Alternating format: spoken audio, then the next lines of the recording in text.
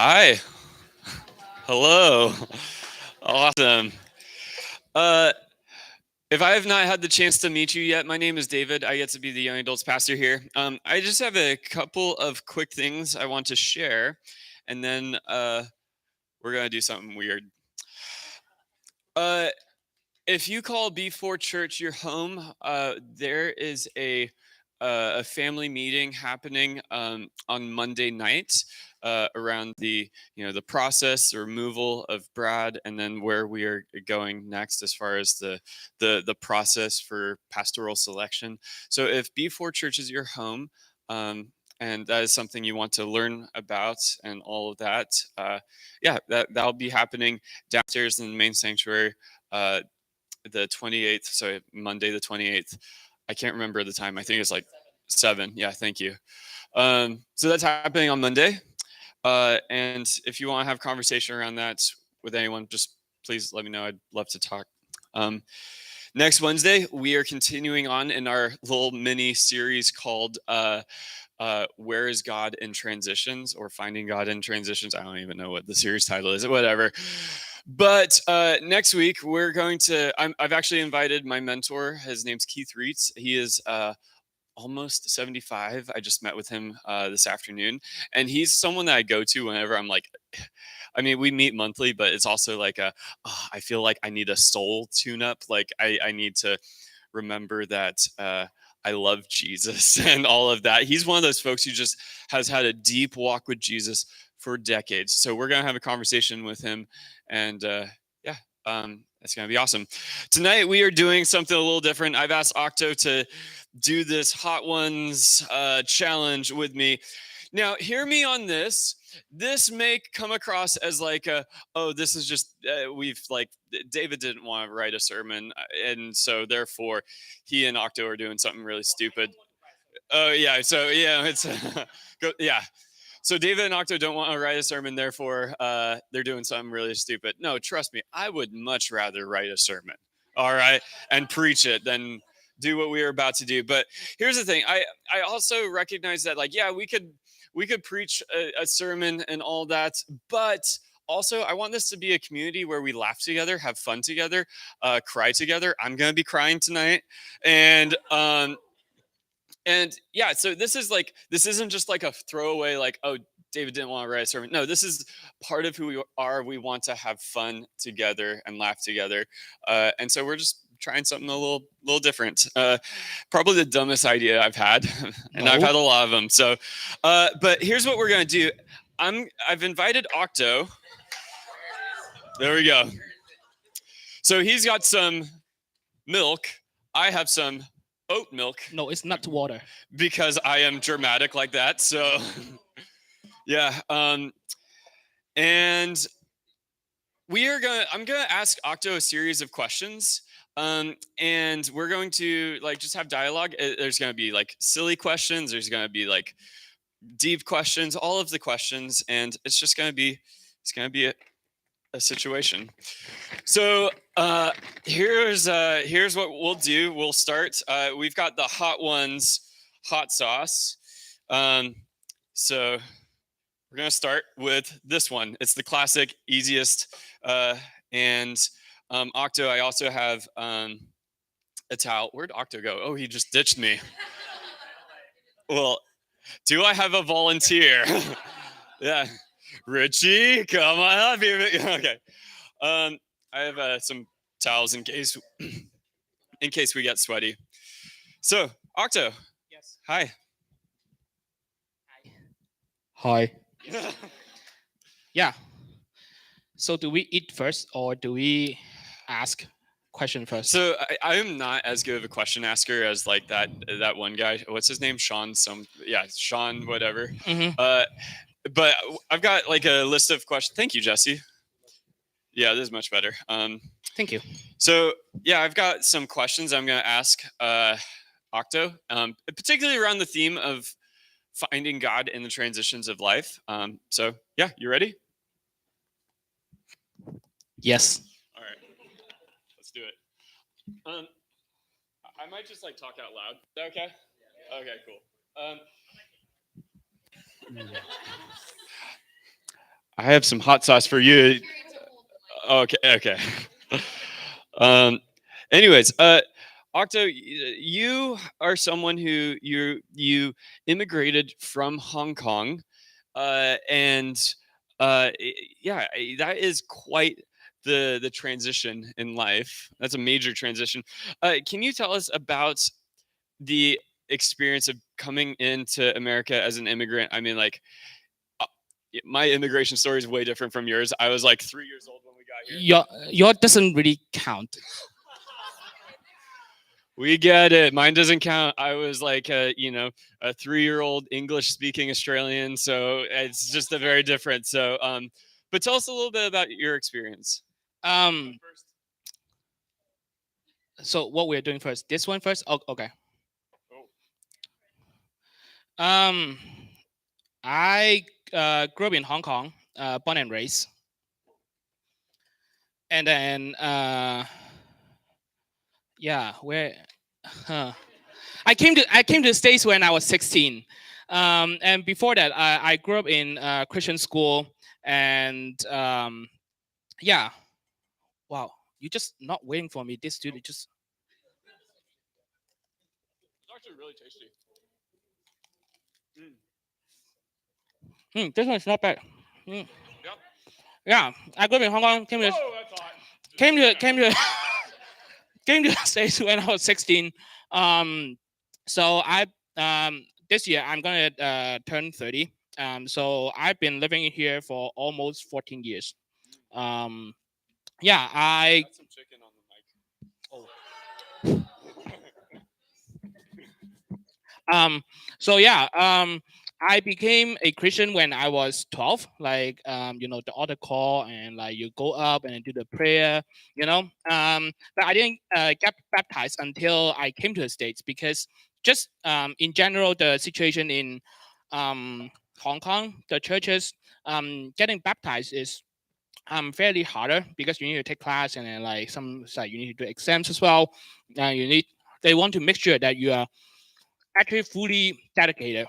I don't know why I do this. I can't even eat. Like I can't chill. Um. So don't rush. We have a lot of time. I just want. Um. So I came to the States and I got baptized in 2012. So yeah, and then I through the whole time I'm in the States. I'm pretty much like in Oregon for the whole time, and yeah, I just keep on going to churches and help out with different ministry. So yeah. Amazing. Next one. Well, what? You're still chewing? No. I guess it's like some of the experience that I have in America as an immigrant. That oh, okay. First of all, um, what I'm gonna say like later, don't get offended. It's just an observation, okay? An observation from a foreigner from Asian country. So um, yeah, I'm gonna say it anyway. Um, I think my observation is like something that like the overlooked experience that I have is like I think most of the Americans don't know how. I don't know whether it's a right word. It's like how sheltered they are, or like yeah, sheltered might not be the right word. Maybe in a bad way, it's like how ignorant or arrogant they are. There's a reason behind that. Like, think about the rest of the world. Like, there's a lot of things that that we use here is not actually using outside of America. For example, the matrix system versus the imperial system. Like, what the heck is Fahrenheit? Like, that's make no sense. It's like Celsius is so easy. It's like 0 to 100, and 100 is hot, 0 is cold. It's like, what do you mean by 32? Like what is that? Like, that's the first thing. Second, it's like month before day. Like, I don't get it. Why you put month before day? Like, every single country is either day, month, year, or like year, month, day. Like, why you put month, day, year? That doesn't make sense, right? Or like some people like when I go to college, when I was in Kovacs, some people would be like, okay, Octo, like you going to college and then you come from like Hong Kong, like, but like why don't you have a car? I'm like, having a car in college is not a must. Like you are so blessed to have a car from your parents doesn't mean everyone have the blessing to have a car in college. And I am an international student, so like why you think is that because I'm an international student? So you think I'm so rich that I will have a car once get into college? That kind of racist. And You ready for round two? no, Okay. no, it's like yeah, He's on his and soapbox, I think, and that thing is like most of the people describe this country as America, but you only live in part of the America. You know what I'm saying? You are only living in part of the North America. You are not even representing the whole America. While you are, What else is in North America? well, I don't know. You gotta tell me. Yeah, and then and even language. Like I actually, me and my friend had being mocked. Like we had an accent, and I'm like, okay, I know 3 languages. You better shut the up and listen what I have for you. You know what I'm saying? It's like you like American is like so sheltered and ignorant, so sheltered and ignorant about like Not holding back. yeah. Well, don't worry, y'all. You're gonna see him weeping in a minute. All right. Round two. Here we go. Yeah. This is from La Pimenteria. No, don't ever try it. Okay. Whatever. All right. Here we go.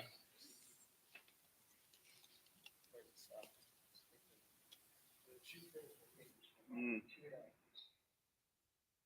Oh, this one it tastes like curry. Yeah. So, now being in Hong Kong, you have a lot less space. What do you think? What does extra space do to the human soul? Because for you, you grew up. I'm good. I'm fine. I'm fine. This is easy. You grew up in like really small quarters, and that's just how everyone lived. And then here, it's like there's storage units and garage sales. So, what does more space do you think to the human soul? Okay, I think I need to give you guys some like background of it. Like in Hong Kong, my family of 4, and then we live in an apartment which is around 500 square feet, and there is like the kitchen, bathroom, living room, dining room, and also 3 rooms for me, my sister, and my parents. And you'll be like, okay, that's insane. Yeah, that's insane, but like it's doable.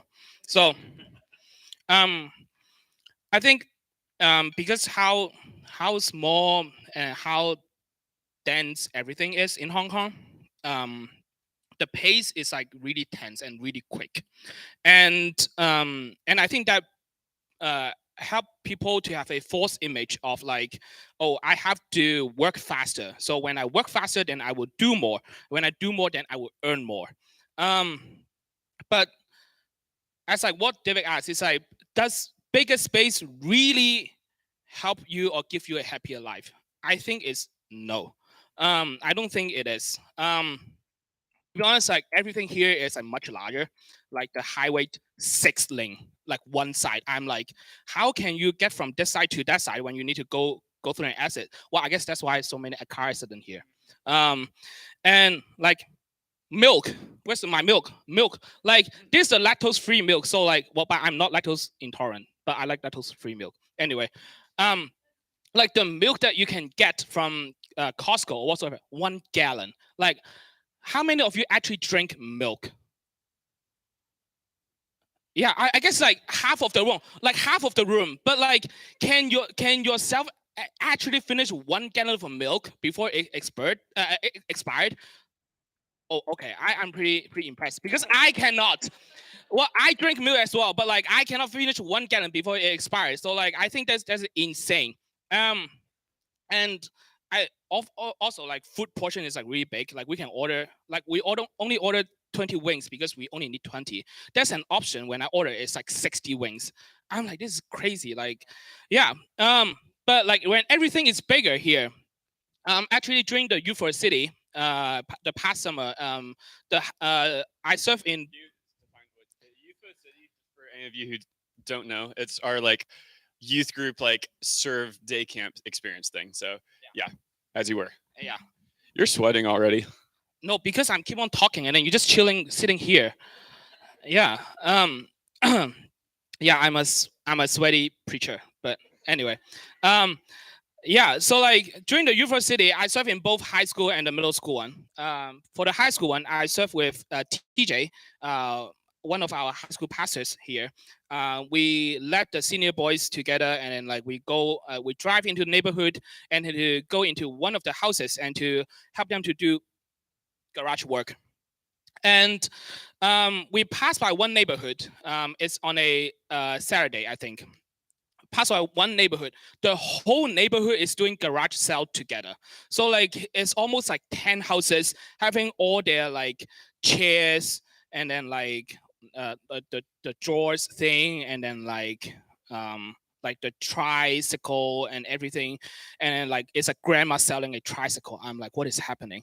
Um but I told TJ, like garage sale is such an American problem because there's no such garage that left you to hoard so much stuff. Like no one need 10 chairs sitting in their storage in Hong Kong while not using it, and then you need to wait for garage sale to sell it, and you cannot sell it. That doesn't make sense. Like why do you need 10 chairs? Like wow, and then you're only two-person or two people living in the house.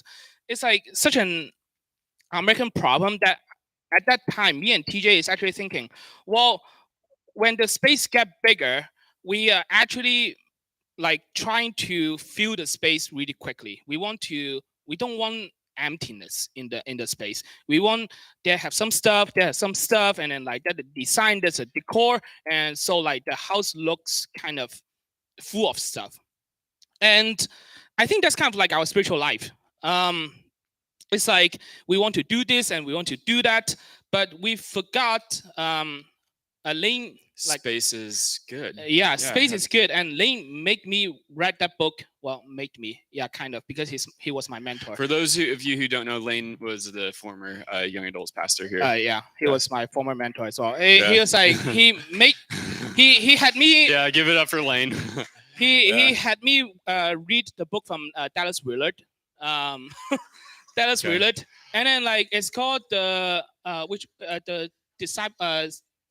Spiritual discipline one. Oh yeah. Yeah, and that one, like Dallas Willard actually talk about the spiritual discipline is not just about like you read the Bible and then like go to worship, serve, everything. Yeah. Well, that is part of the spiritual discipline. But the other side we need to practice is also the discipline of abstinence. The abstinence is like you need to practice solitude, you practice like silence and fasting, and all those is also good for our, and not just good but also essential to our spiritual life. So I think having a bigger space not necessarily like relate to the happiness of life. There we go.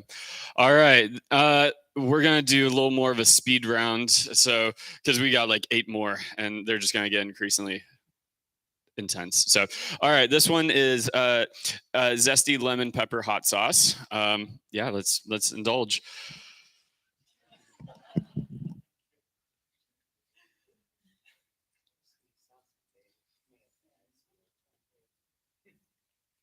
Richie, shut up.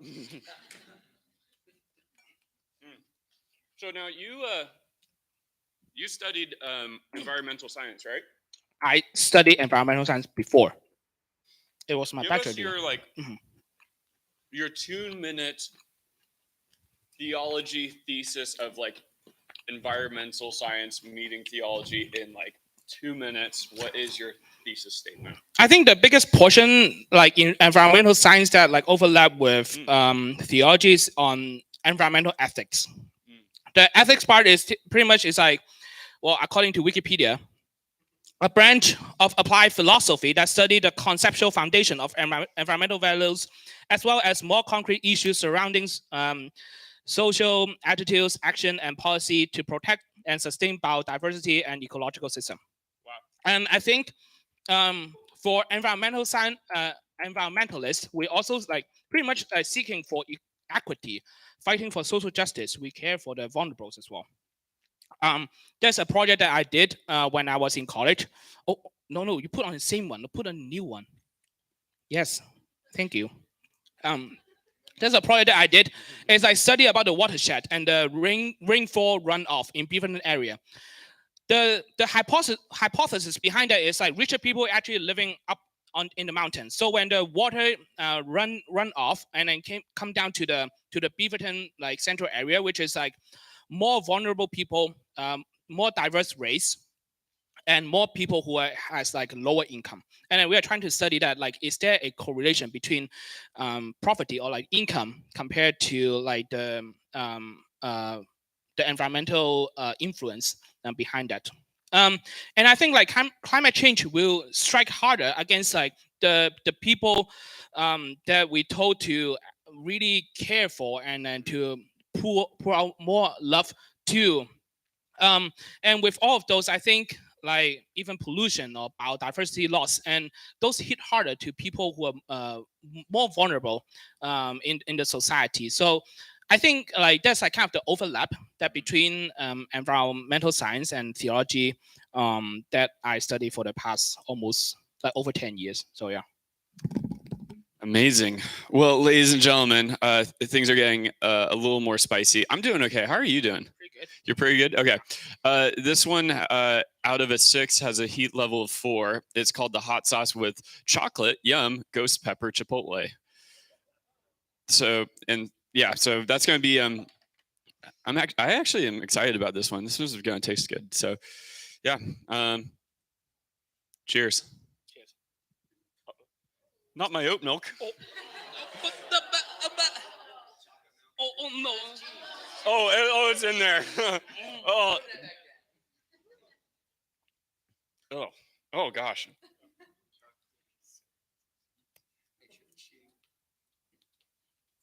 It tastes really good. Oh, that's delicious. It's like a sweet and spicy situation. It's getting increasingly spicy. Is that the case for you? No. Oh.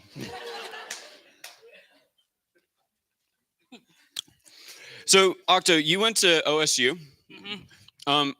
If you went to PSU, do you think you would still be like, you would pursue being a pastor? Okay. The backstory, very long story short, I was first in OSU, then I transferred to PSU. And then after I finished my bachelor degree in PSU, I went to Western Seminary. Oh.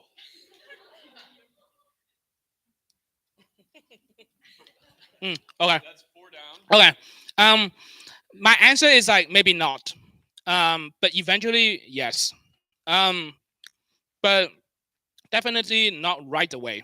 I think the reason behind that is not because okay, like God did not answer my prayer, that did not have me to go into PSU, so I have to move back to Hong Kong and then and stuff. And like I don't want to be a Christian anymore.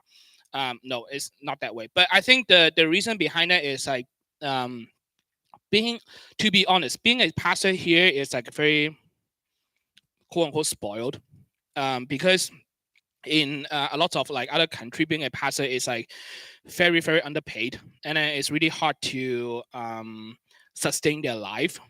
So like I was like really surprised. Like right before COVID, Francis Chen like dropped down his like a lead pastor position and then like moved just fly to Hong Kong with his whole family, whole family to Hong Kong and to become a missionary there. Because it's like a really tough thing to do in Hong Kong. But eventually, I think yes, because calling is a lifetime calling, and I don't think I would get away from this calling. It would just be an like lifelong assignment for me to pursue that path. I love it. Now we are going to number 5. Oh, this one number. This one's number 5. Los Calientes Rojo hot sauce. Okay. Oh. How are you doing? Kind of like also 4 out of 10. 4 out of 10 on spice. Yeah. Okay. Cool.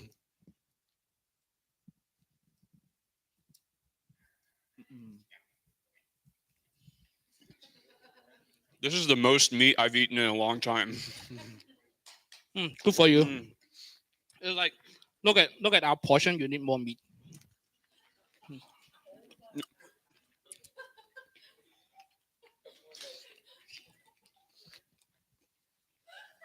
I feel needles on my nose. Do you feel needles on your nose? I feel No, needles on my nose right no.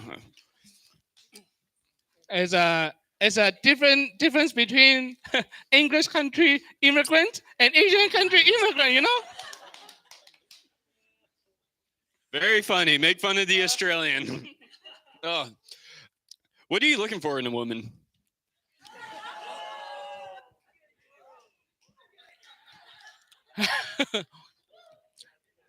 um, Proverbs 31. No, just kidding. um, no, Proverbs 31. It's like I guess it's I think it's like a person who understand my calling as a pastor. Couple days ago, I read a study from Forbes advisory. They kind of like do the research on how like their study is on like why people getting divorced. They ask people like what what is the most common type of argument or conflict among like divorce couples or like yeah. The first one is career choice. Career choice is like 46% around. The second one is parenting difference, and that one is like also over 40%. So the second question they asked them is like, what divorcee believe could have saved their marriage? The first one is like a better understanding of the commitment of marriage before they're getting married. The second one is a better understanding of the values and morals of my partner before getting married. So I think like with that being said, even though we are Christian, it doesn't mean that like we are exempt from those things. We will still meet the same question, same obstacle, same challenges in marriage. And I think being a pastor, and you would totally agree, like it is very very important for your spouse to understand that why you're doing what you're doing. And so like having a partner that like would support me in ministry, and like not just support but like full on support, and and be my helper, I think is a very important as a like pastoral journey. Yeah. I love you. I wasn't paying attention too much. It's okay, but you Yeah. agree. Sure. Yeah. Yeah, Whatever you great. said. All right. This is number 6. This is called the spicy shark. All right. The spicy Spiky. the spiky shark the spicy the spicy shark the spicy sharks. I'm about to swear accidentally. Yeah, here we go.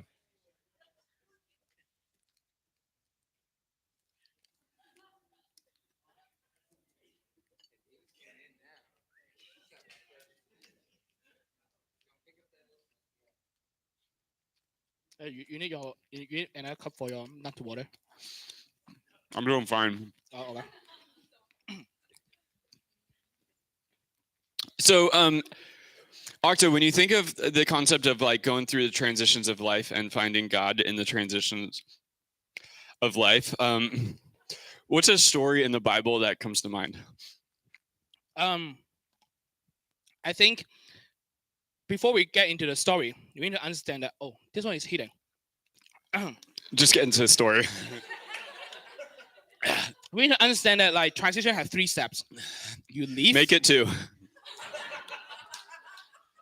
Calm down, David. It's okay. It's like it's like you leave and then you wander and then you get to some places. Oh. And I think the Pentateuch talk about like the Israelites like in the wilderness. I think it's like the best example of us for us to learn from. I heard that like you taking more deep breath, it's actually getting more harder.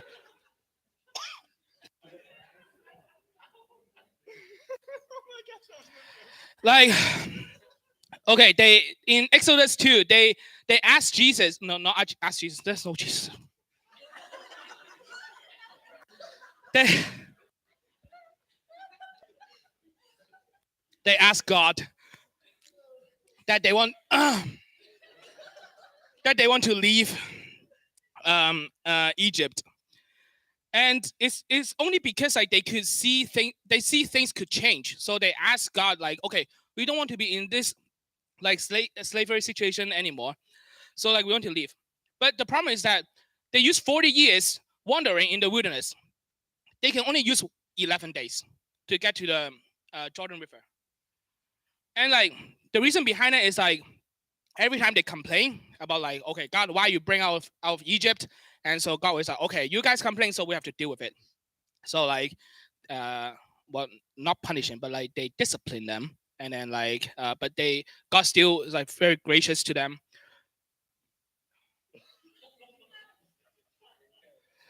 Yeah, it's like God is like very gracious to them, and like, but they keep on complaining, and like just keep on happening and happening again. But okay, when we look at the result, did the wilderness get them to the promised land? No, like the wilderness did not get them to the promised land.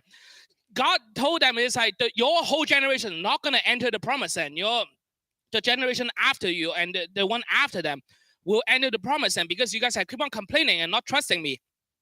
The the problem is that it is because the I think the key point in wilderness is that it is because you only see the wilderness when you are in the wilderness.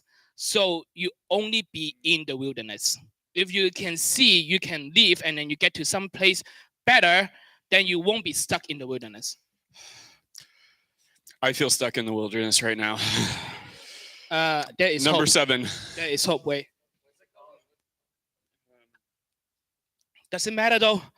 Huh? Adobo Loco Jalapeno Chico something. Okay, stop. It's just getting very racist right now. What? It's in the label. Okay, here we go.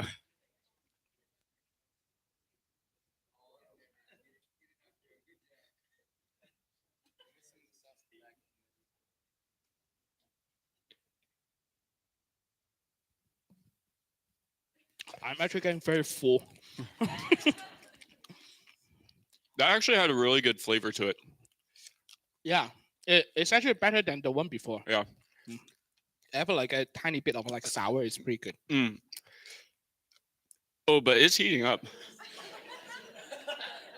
Oh, that is no joke.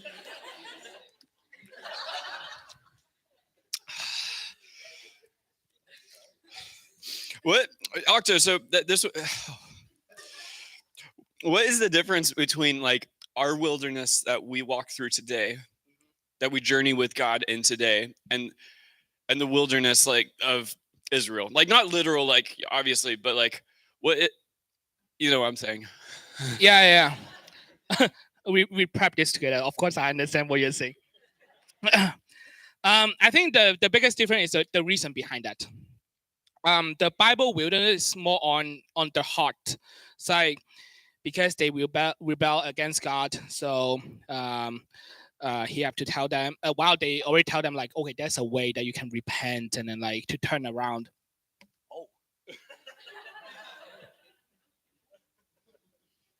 But they still be like, okay, I don't want to listen to you, so I will still do whatever I want, right? But I think our wilderness is more on the environment itself. Emmanuel last week he talked about one sentence that made me think like for 5 minutes and didn't really focus on what he said after that. The sentence that he said is like, we don't usually choose transition; it chooses you, right? And then he talked about like what we should do in between the transition and be prepared for the promised land ahead of us. But in my mind, I was like thinking, it's like, wait a second, but we did choose transition, not because we love to put ourselves to live in a very unstable stage, but because we are not satisfied. There is no problem for like striving for excellence because we all have the image of God. image barrier. Yeah. And we there is a good thing to. My lips are on fire. Oh, wait, mine's more on the tongue, but like that I can't feel my tongue. we seek for good, and like we want to get higher and higher for the achievement. Um, and I don't think there's a problem of that. The problem behind that is like we let those things become our goal. Like this become the end of it. I think that's the main problem. Um, for example, money, income. We always compare this. Like, how much do you make? How much do you make? Oh, you make, I don't know. I'm not gonna say because it will gonna hurt Jesse. uh, Ugh. and then reputation or Yeah. like what car do you drive or career, life stability, our image in front of people, and so on and so on. And we just like stop there, and it become the problem because how the environment shape it become the end goal of it. And so like to me, I think we need to really think about like why am I doing what I'm doing. That's the first. Second, when and what is enough. I think like when you know what is enough, um, and understand that if you hunger for something and that will not help you to glorify God and also like magnifying His attribute, then maybe you should stop. You need to think about to stop doing that because it is what you're doing is not helping you to live out as a Christian. Yeah. Right now, what I'm doing is not helping me live out to No, be a no, no, no. Christian. You are. Okay. Just trust the process. This is. We have 3 left. This is the bomb. This one is like one of the worst.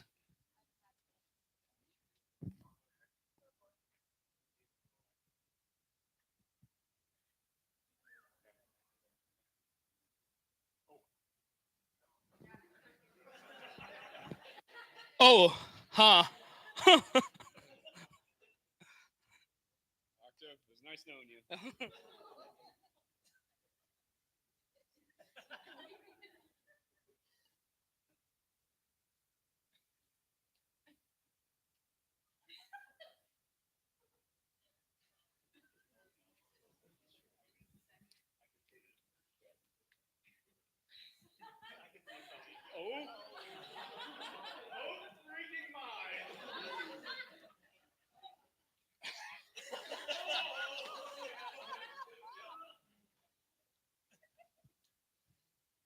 This one tastes disgusting. Is doing anything. I told you it's not water.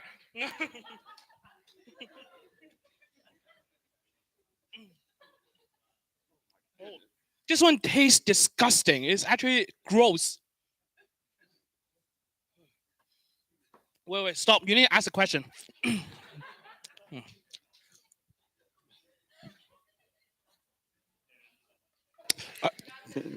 I'm thinking of a number between 1 and 10. What is it? I don't know. Sure.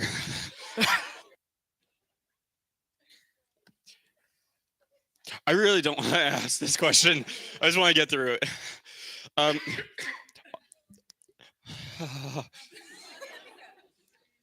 Octo, you are in. Oh my gosh. So, Octo, you are in a transition time in your life right now. Can you explain that to everyone? No. Okay.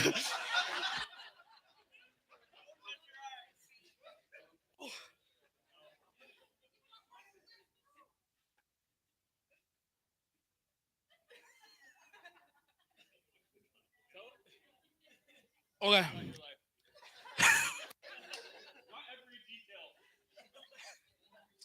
Oh my.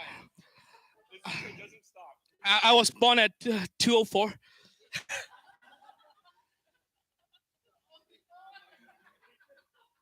Oh no, I'm just kidding.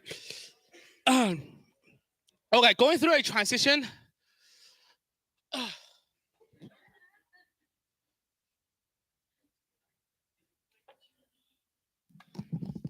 Okay, I think I got one less chicken thing than you. So you gotta do the last one by yourself. I think it is not a something that like happened just within a snap. Like transition, like finding God within that is not just like ah. I can find. You should stop making me laugh. It's just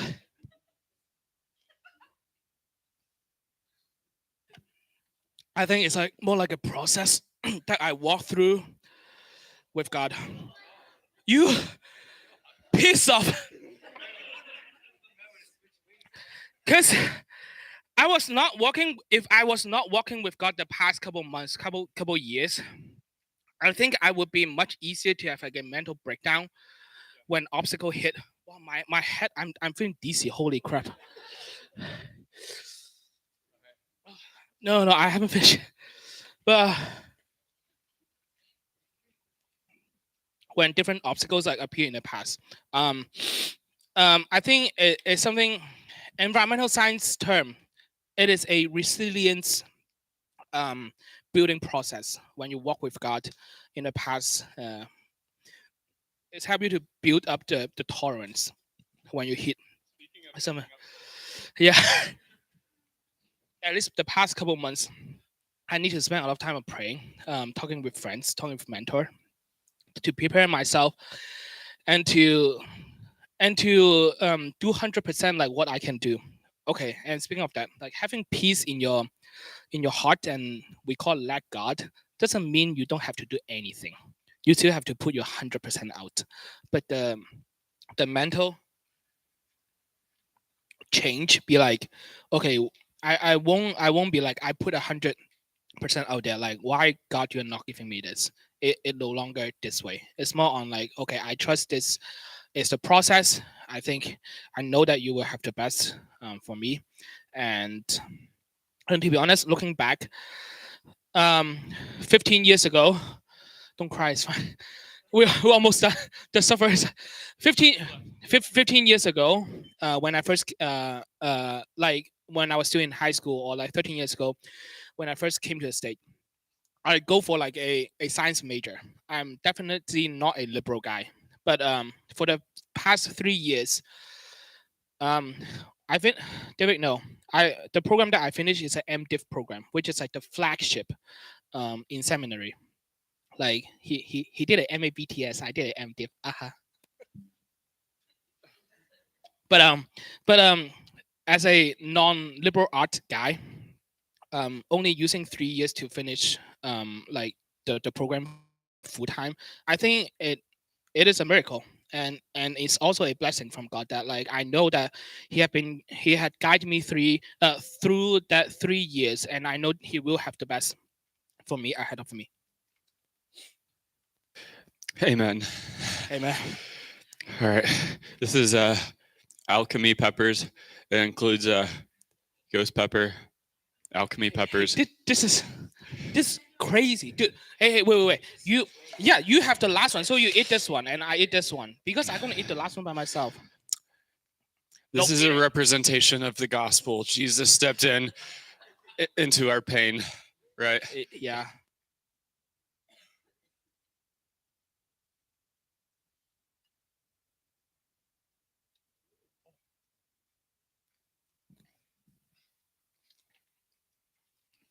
There's a sweetness to What do you say? there was a sweetness. Now all I feel is death.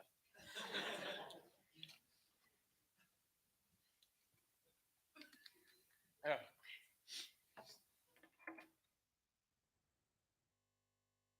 If you were to go back 15 years and give Octo advice,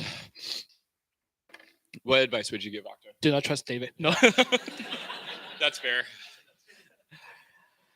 um, 2 words: be humble. I think the past 15 years. I don't know why I'm getting emotional about this, but I think the past 15 years, I've hit a lot of obstacle that because I was not humble enough, and I would just take a lot of things for granted. And so a lot of the past ministry coworker would be like, "Oh, Octo is like such a person that like really hard to work with. Who is calling me right now? No, stop." Um, and and I think if I'm being more humble, actually, as I said, like I I know Jesus when I was a kid, when I was 6. I grew up in Christian school. Um, it's like those stories are already in my mind, and I know like Jesus wants us to be humble, but I just not following it. And I think like if 15 years ago I'm being more humble, that will help my life to be much easier, and I will hit much less obstacle through that.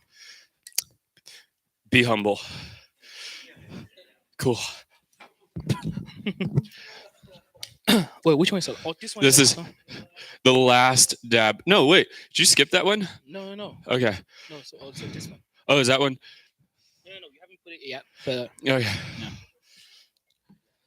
The last dab. No, do we have to put extra? Okay. Do it. You're not gonna eat it. It's not. It's not hurting you. I would just hate you. Oh, you eat it. Oh, well. Your hands are shaking.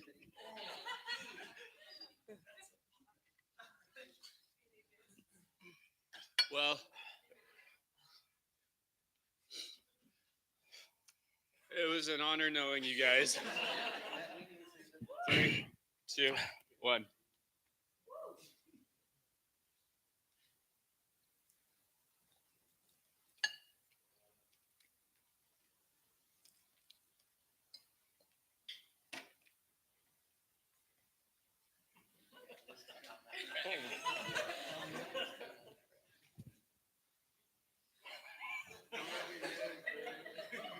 Wow. The last dab is the Apollo, and it's got the Apollo pepper. Do you know what happened to all the spaceship called Apollo? Oh, I'm sweaty. I'm snotty. I'm. Oh my goodness. Ah.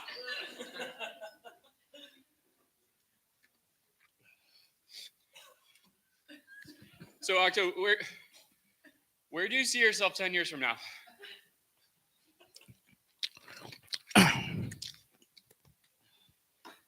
Oh, I am not looking forward to tomorrow. It's gonna be. It's gonna be so painful. Oh my goodness! It keeps coming. Oh. 10 years. Oh. Ah. Ah. Ah. Ah.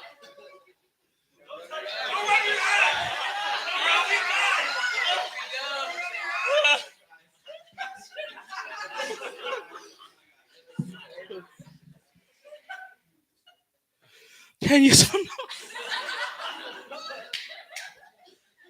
I am dying. I think I think I was stupid student, but a different kind. Oh,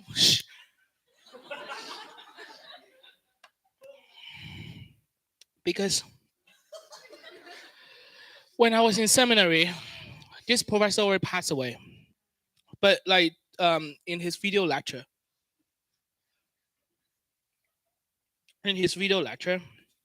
he talk about he talk about as a pastor, we need to be student. We need to be a student for 3 things. First, Oh my gosh! I'm sorry. Oh, first, the word of God. the word of God. We have as a preacher, we need to keep on studying the word of God. We cannot take it for granted as like, oh, it is a short book, so I know everything of it. The second thing is like being a student of God Himself, because we need to live out His attribute, His personality. Yeah.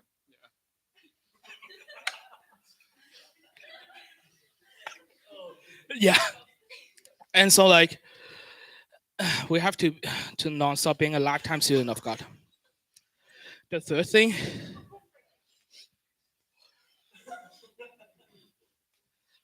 is like being a student of your people, so which is like your congregation. It is important for us to catch up to understand what our congregation struggle, what they believe, what is the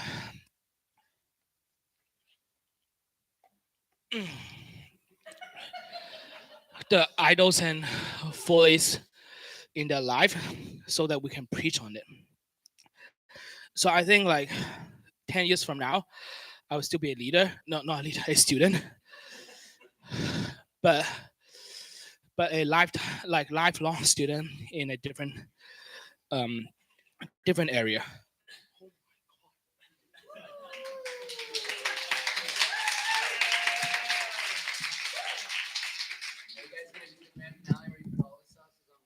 Absolutely not. Richie, I love you, but never have I hated you more.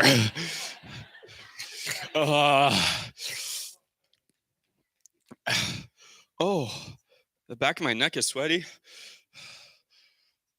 I haven't had a strong running nose for a very long time. Oh, Oh.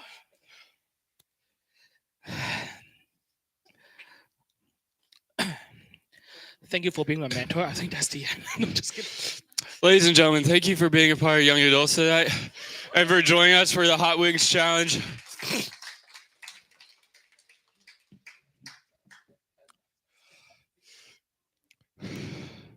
That's it.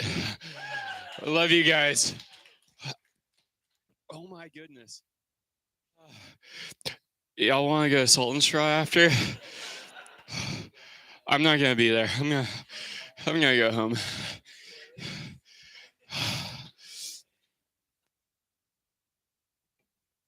If you want to come taste the salsa. No, that's the end. We love you that's all. it. Yeah. Dismiss. Yeah, that's the end. Goodbye, everyone.